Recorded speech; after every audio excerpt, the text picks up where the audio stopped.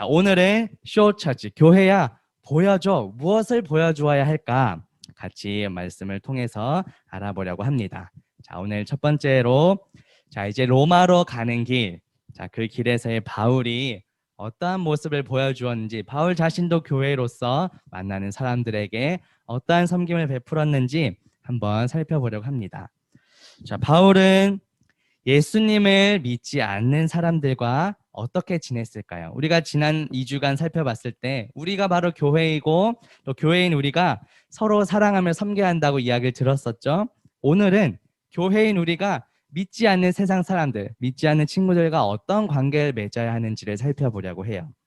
자, 바울은 가이사랴 법정에서 가이사에게 상소를 했는데 이제 로마로 가게 됩니다. 배를 타고 이제 로마까지 이송이 되는데 그 여정에서 바울과 함께 배를 타고 로마로 여정을 떠난 사람들이 약 276명이나 되었어요.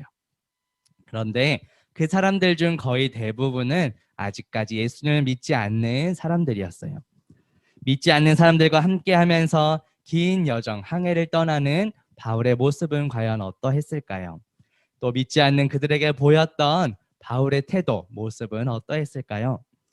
우리가 오늘 사도행전 28장 끝에 2절만 읽었는데 이따 공과 시간에는 영상으로 사도행전 27장과 28장 이야기를 한번 쭉 살펴보려고 해요. 원래 오늘 본문이 좀 너무 길어서 이제 2절만 뽑은 건데 사도행전 27장에 보면은 바울이 로마로 가는 그 여정을 아주 자세하게 상세하게 기록을 해주고 있어요.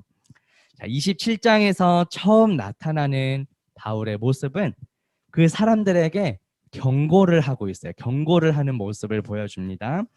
그들이 탄 배 이름이 아드라무테노라는 배였는데요. 사도행전 27장 2절에 보면 아시아 해변 각처로 가려 하는 아드라무테노 배에 우리가 바울과 그 사람들이 올라서 항해할새 마게도냐의 데살로니가 사람 아리스다고도 함께했다라고 설명을 하고 있어요. 자, 그런데 이 배가 정말 긴 여정을 가야 되는데 이 움직임이 느려서 원래의 항해 일정보다 느리게 천천히 가고 있었어요. 단 며칠이면 갈 수 있는 그 거리를 꽤 오랜 시간이 걸려서 간신히 미항이라고 하는 곳에 이르게 되었어요. 그래서 사도행전 27장 8절에 보면 간신히 그 연안을 지나 미항이라는 곳에 이르니 라세아시에서 가깝더라고 말씀해요. 자, 원래 일정보다 더디게 오는 바람에 계절도 변화가 되고 바람의 움직임도 바뀌어서 항해하기가 매우 위험했다, 위태로웠다라고 사도행전은 기록하고 있어요. 그래서 사도행전 27장 9절에 보면 여러 날이 걸려 금식하는 절기가 이미 지났으므로 항해하기가 위태한지라. 그래서 바울이 그들을 권했다고 말씀합니다. 바울이 경고한 것이 무엇이었을까요? 바로 다음 절인 사도행전 27장 10절에 보면 바울이 이렇게 경고합니다. 말하되 여러분이여 내가 보니 이번 항해가 하물과 배만 아니라 우리 생명에도 타격과 많은 손해를 끼치리라 하되 라고 말을 해요.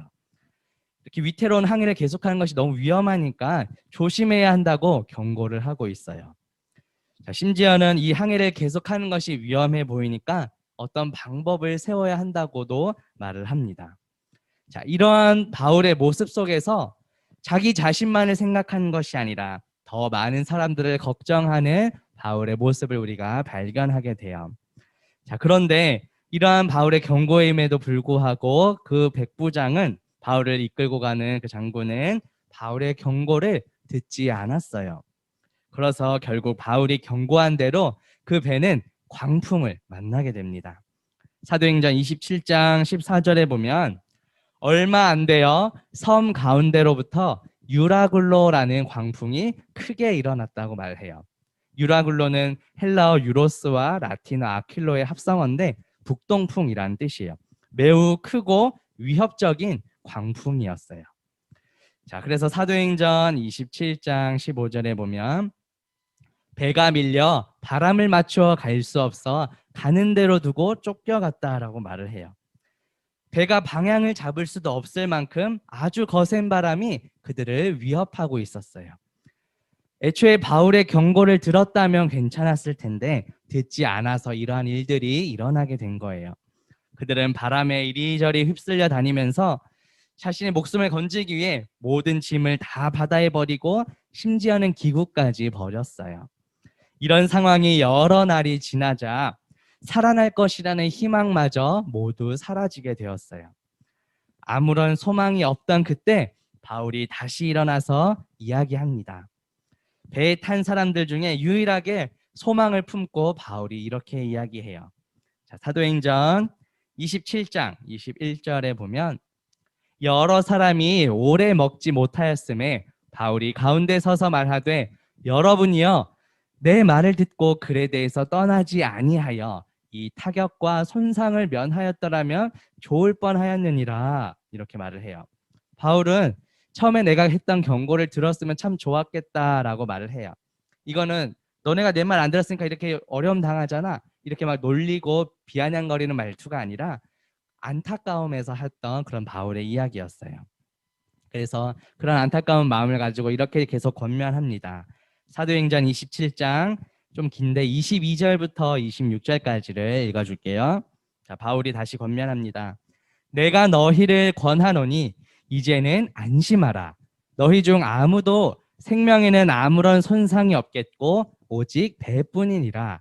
내가 속한 바 곧 내가 섬기는 하나님의 사자가 어젯밤 내 곁에 서서 말하되 바울아 두려워하지 말라. 네가 가이사 앞에 서야 하겠고 또 하나님께서 너와 함께 항해하는 자를 다 내게 주셨다 하였으니 그러므로 여러분이여 안심하라. 나는 내게 말씀하신 그대로 되리라고 하나님을 믿노라. 그런즉 우리가 반드시 한 섬에 걸리리라 하더라. 이렇게 말씀합니다. 바울은 하나님께서 자신에게 말씀을 하셨고 아무도 죽지 않을 것이라고 안심하라 이렇게 이야기합니다. 자신의 말의 근거를 하나님께 두었어요. 자, 그러자 이 말을 듣는 사람들이 어땠을까요? 그곳에 있는 사람들은 예수님을 믿지 않는 사람이라고 했죠. 바울이 지금 말하고 있는 하나님을 아는 사람들이 없었어요. 그런데 바울은 주저하지 않고 거기에 아랑곳하지 않고 자신에게 말씀하신 하나님의 말씀을 그들에게 전했어요. 바울이 이렇게 전할 수 있었던 이유는 무엇일까요? 바울이 믿는 우리 하나님은 참으로 살아계신 하나님이시기 때문이에요. 그 사람들이 믿거나 믿지 않거나 그것과는 별개로 하나님께서 반드시 이 일을 하실 것이라는 믿음이 바울에게 있었어요. 그렇기 때문에 바울은 당당하게 사람들에게 말할 수 있었던 거예요. 자, 그런데 바울이 이 말을 한 이유는 무엇일까요? 삶의 소망마저 잃어버린 사람들을 위로해 주기 위함이었어요. 이러한 바울의 태도는 예수님을 믿는 우리 그리스도인들이 믿지 않는 이웃들, 믿지 않는 친구들을 어떻게 섬겨야 하는지를 잘 보여주고 있어요. 바울이 믿지 않는 자들을 섬기는 이러한 모습은 이 배 안에서 끝나지 않았어요. 바울은 그들에게 계속해서 권면하는데 이번에는 음식을 먹으라고 권면합니다. 사도행전 27장 34절에 보면 음식 먹기를 권하노니 이것이 너희의 구원을 위하는 것이요 너희 중 머리카락 하나도 잃을 자가 없으리라 하고 라고 말씀해요. 바울은 함께하는 자들에게 삶의 소망을 잃어가는 그들에게 안심하라 말한 뒤에 먹을 것을 주고 힘을 내라고 권면했어요. 그러자 사도행전 27장 36절에 보면 이제 그 사람들도 안심하고 받아 먹었다고 말씀해요. 아직 예수님을 믿지는 않은 상태였지만 바울의 그 섬기는 태도를 통해서 사람들이 이제 바울을 신뢰하기 시작했던 거예요. 자, 이후 이들이 탄 배는 섬 근처의 바위에 부딪혀서 완전히 깨지고 난파가 돼요. 그런데 아까 바울이 하나님의 말씀을 근거로 이야기한 것처럼 한 사람도 죽지 않고 다 한 섬에 걸리게 되었어요. 섬에 도착한 뒤에도 바울의 섬김은 계속되었어요. 바울은 그 섬에 도착해서 추위에 떨고 있는 사람들 불을 피워주기 위해서 나무도 이렇게 옮기기도 하고 또 보블리오라는 사람의 아버지가 병이 걸렸는데 그 병을 고쳐주기도 했어요. 자, 사도행전 28장 8절에 보면 보블리오의 부친이 열병과 이질에 걸려 누워 있거늘 바울이 들어가서 기도하고 그에게 안수하여 낫게 해주었다고 말씀해요. 이처럼 바울은 계속해서 이웃을 믿지 않는 사람들을 섬기는 모습을 보여주었어요. 이런 모습을 옆에서 지켜본 사람들의 마음이 이제 어땠을까요? 이웃을 섬기는 바울의 모습을 보면서 아주 큰 감명을 받았을 거예요. 바울의 그런 착한 행실을 통해서 과연 바울이 믿는 하나님은 어떤 분이실까 궁금하기 시작했을 거예요. 오늘 두 번째로 살펴볼 내용은 너희의 착한 행실을 보고 하나님께 영광을 돌리게 하라는 거예요. 자, 이러한 바울의 모습을 보면 우리는 마태복음에서 예수님께서 하신 말씀을 우리가 떠올리게 됩니다. 마태복음에는 우리가 온전하고 선하게 착하게 살아야 할 이유가 무엇인지에 대해서 이렇게 말씀해요. 마태복음 5장 16절에 보면 이같이 너희 빛이 사람 앞에 비치게 하여 그들로 너희 착한 행실을 보고 하늘에 계신 너희 아버지께 영광을 돌리게 하라고 예수님께서 말씀하셨어요. 예수님을 아직 믿지 않는 사람들은 우리가 보여주는 그러한 착한 행실을 통해 하나님을 보게 되고 하나님께 영광을 돌리게 된다는 거예요. 여기서 영광이라는 단어는 하나님을 아직까지 믿지 않는 자들이 우리를 통해 하나님을 인정하게 된다는 겁니다. 우리가 살펴본 사도행전 27장과 28장에 나타난 바울의 모습이 바로 이러한 모습이었어요. 그런데 이런 바울의 모습은 배에서도 또 섬에 도착해서도 나중에 로마에까지 도착해서도 계속해서 변함없이 이어지고 있어요. 로마에 도착한 바울은 이제 사랑하는 그 로마 교회 성도들, 형제들 만나면서 아주 행복한 교제를 보내고 돼요. 로마에서도 하나님의 복음을 거침없이 담대하게 전했다고 말을 해요. 그리고 자신을 찾아오는 모든 사람들을 맞이하는, 환영하고 영접하는 일들을 계속했어요. 자, 오늘 우리가 읽은 본문 사도행전 28장 30절과 31절 다시 한번 볼게요. 바울이 온 이태를 자기 셋집에 머물면서 자기에게 오는 사람을 다 어떻게 했다고요? 영접하고 하나님의 나라를 전파하며 주 예수 그리스도에 관한 모든 것을 담대하게 거침없이 어떻게 해요? 담대하게 거침없이 가르치더라 이렇게 말씀을 해요. 자, 영접했다는 것은 환영하다, 반겨주다, 섬겨주다라는 뜻이에요. 지난주에 우리가 로마서 말씀을 살펴보았죠. 바울이 로마 교회 성도에게 보낸 그 편지, 아까 이제 선생님이 알려주신 것처럼 설교 제목이 Dear Church였죠. 사랑하는 교회, 로마 교회에게 보낸 편지를 우리가 살펴보았는데 그 로마서 12장 14절부터 21절까지에 보면 우리가 예수님을 믿는 우리가 믿지 않는 자들에게 어떻게 섬겨야 하는지 그 내용이 나오고 있어요. 한번 볼게요. 좀 긴데 로마서 12장 14절부터 21절까지, 먼저 여기 화면에는 18절까지 되어 있죠. 읽어줄게요. 너희를 박해하는 자를 축복하라. 축복하고 저주하지 말라. 즐거워하는 자들과 함께 즐거워하고 우는 자들과 함께 울라. 서로 마음을 같이 하며 높은 데 마음을 두지 말고 도리어 낮은 데 처하며 스스로 지혜 있는 채 하지 말라. 아무에게도 악을 악으로 갚지 말고 모든 사람 앞에서 선한 일을 도모하라. 할 수 있거든 너희로서는 모든 사람과 더불어 화목하라. 19절부터 21절. 내 사랑하는 자들아, 너희가 친히 원수를 갚지 말고 하나님의 진노하심에 맡기라. 기록되었으되 원수 갚는 것이 내게 있으니 내가 갚으리라고 주께서 말씀하시니라. 내 원수가 줄이거든 먹이고 목마르거든 마시게 하라. 그리함으로 내가 숯불을 그 머리에 쌓아 놓으리라. 악에게 지지 말고 선으로 악을 이기라 하고 말씀해요. 바울은 이렇게 우리가 믿지 않는 자들에게 어떠한 태도를 가져야 하는지 분명히 기록을 해 놓았어요.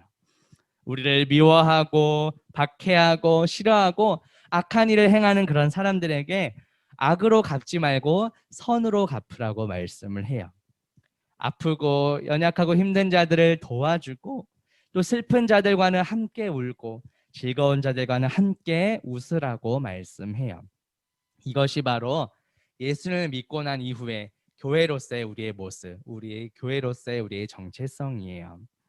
우리의 착한 행실을 통해 믿지 않는 사람들에게 이렇게 선한 행실로 빛을 비추라고 말씀합니다. 자, 그러면 마지막 세 번째로 우리가 살펴볼 것은 교회, 세상의 빛입니다.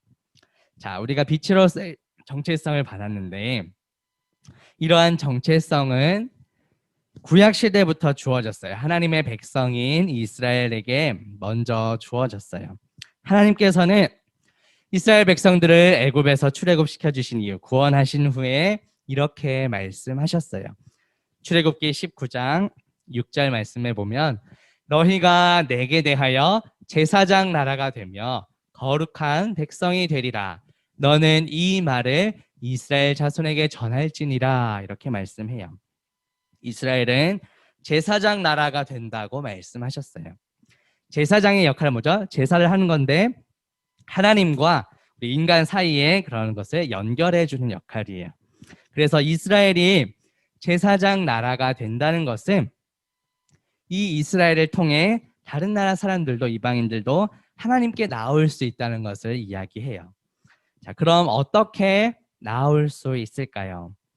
이사야 49장 6절에 보면 그가 이르시되 내가 나의 종이 되어 야곱의 지파들을 일으키며 이스라엘 중에 보전된 자를 돌아오게 할 것은 매우 쉬운 일이라. 내가 또 너를 이방의 빛으로 삼아 나의 구원을 베풀어서 땅 끝까지 이르게 하리라고 말씀하셨어요. 자, 하나님께서는 자신의 백성인 이스라엘을 이방의 빛으로 삼아서 구원을 베풀겠다고 말씀하셨어요. 자, 그런데 다시 오늘 본문 신약으로 돌아와서 바울도 다메섹으로 가는 그 길에서 예수님을 만나게 되었는데 이와 비슷한 말씀을 듣게 됩니다. 자, 사도행전 13장 47절에 보면 주께서 이같이 우리에게 명하시되 내가 너를 이방의 빛으로 삼아 너로 땅 끝까지 구원하게 하리라 하셨느니라 하니라고 말씀해요. 자, 구약 시대 이스라엘 백성들에게 주어졌던 그 이방의 빛이 되어라 하는 이 말씀이 이제 예수 그리스도를 믿는 모든 사람들, 우리에게도 동일하게 주어졌습니다. 예수님을 믿는 모든 사람, 즉 교회인 우리에게도 주어진 사명이에요. 이 교회라는 단어가 헬라어로 이제 에클레시아인데 부르심을 받은 자들이란 뜻이에요.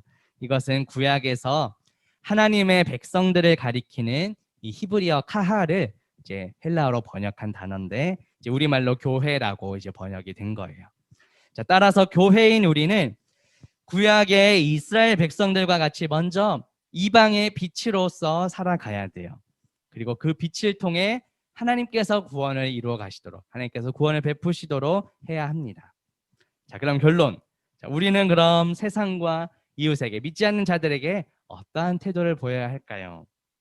자, 오늘 말씀을 통해 교회인 우리가 믿지 않는 사람들에게 어떠한 태도를 가져야 하는지 살펴보았어요. 우리는 바울이 가는 그 로마로 가는 그 여정을 통해 또 바울이 로마로 보낸 그 편지를 통해 어떻게 살아야 하는지를 살펴보았어요. 우리 주변에 믿지 않는 친구들이 나의 그런 착한 행실을 통해 하나님께 영광 돌릴 수 있도록 우리는 살아야 해요. 이것을 위해 우리는 최선을 다하여 우리 믿지 않는 친구들을 섬기는 삶을 살아가야 돼요. 이것이 바로 교회인 우리에게 주어진 사명이에요. 오늘 설교의 제목이 쇼 처치였죠. 교회야, 우리가 무엇을 보여주어야 할까? 우리는 모두 하나님의 사랑과 은혜로 다 구원받은 자들이에요. 이제 나를 구원하신 그 하나님의 사랑과 은혜에 감사하면서 이제는 내가 먼저 받은 그 사랑과 은혜를 믿지 않는 친구들에게도 전할 수 있는 저와 우리 모든 친구들 되기를 주님의 이름으로 바라겠습니다. 같이 기도할게요.